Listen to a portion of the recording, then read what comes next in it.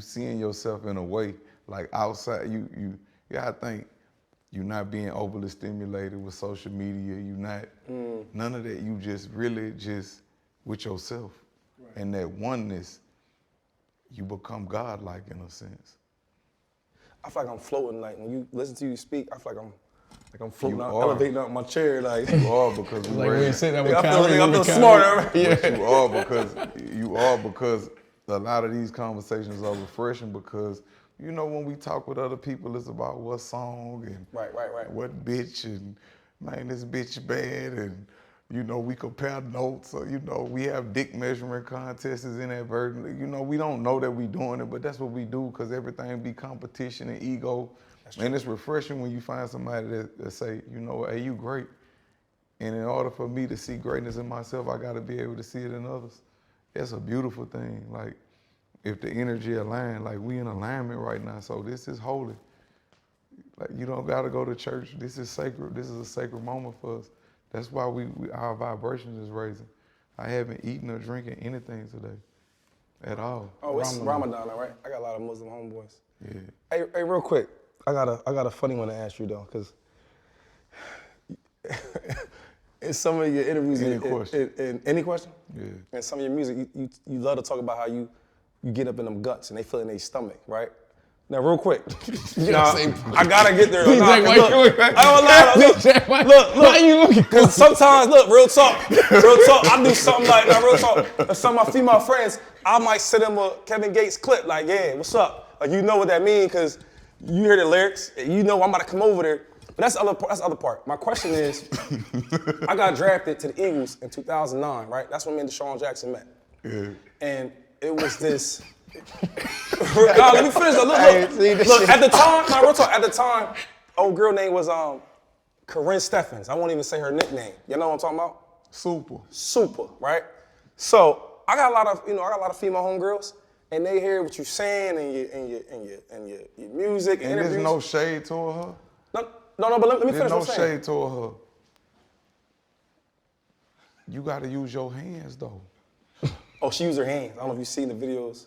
With all due respect, there's no shade to her though. They got some monsters out here that ain't never write no book. But I'm talking the part of when you like we were so hyped when we heard about her. So then I was trying to get in contact with her. Do girls be trying to reach out to you? They hear you doing this, you doing that. Like I need to get this nigga number. Like I'm the Yemen and trying to. To be honest with you, where I'm at on my journey right now, I know this gonna sound weird. This gonna sound crazy.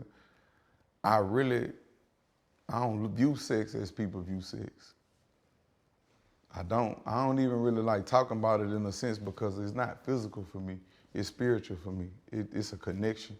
Okay. You know, I pray before I have sex.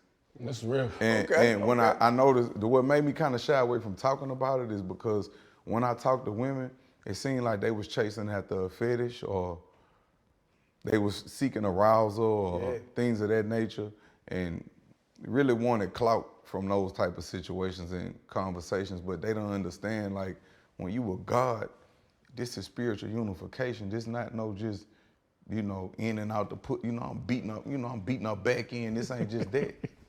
You know, now we get excited sometimes, you know what I'm saying? If a woman say I ain't in her stomach, she hating on me. But, that's how I was a superhero. But I'm just saying that, like, I shy away from those type of conversations because it's like sex is sacred to me. It's spiritual unification. Come on, like what man you meet that don't release? Right. What man have you met that don't release? That say, you know, my life force is so important to me that I don't release. So it's like whenever I would have a conversation with a woman about that, it's like you seeking arousal. Are you seeking something that's gonna make a wow factor from this? But this is my life. And it's not because I feel like I'm better than nobody. I know the power that it give me. Like when you meet men, you can see, I meet men that release every day, all day, and they drained. They brain don't have the cognitive function that my brain has. That's real.